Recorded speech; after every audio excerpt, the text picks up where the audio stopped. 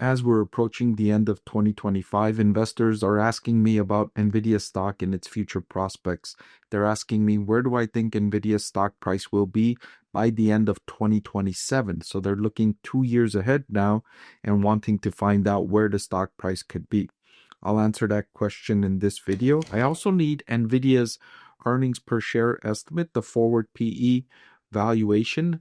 And as of right now, Nvidia is trading at a forward PE of 33.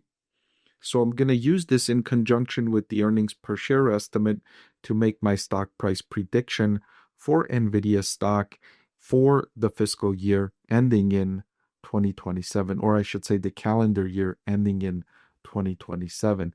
I know calendar year and fiscal year can be confusing. I don't know why companies are allowed to have different fiscal years than calendar years, but you've got to talk to somebody else besides me. I don't control those regulations and rules. I think it would be better for all investors if they would all be standardized on the calendar year. That would make it more helpful for comparison, but it is what it is, and here we are. And one of the reasons why Nvidia stock has been performing as well as it has been performing is because of the progress the company has made in helping upgrade data centers. Now they're based on artificial intelligence and based on GPUs, whereas formerly they were based on CPUs. This is one of the reasons why I like Fiscal AI. They provide you with segment level information that's unavailable anywhere else, and you can identify here the success of Nvidia.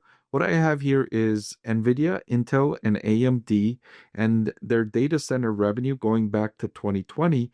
You can see Intel was leading the field by a large margin at 23.4 billion in trailing 12-month revenue in 2020 in the data center segment. And you could see Nvidia slowly start to climb here between 2020 and 2022, and then explode from that point onward, jumping from just 15 billion in revenue in this segment in 2022 all the way up to 167 billion in revenue in this category over the trailing 12-month period.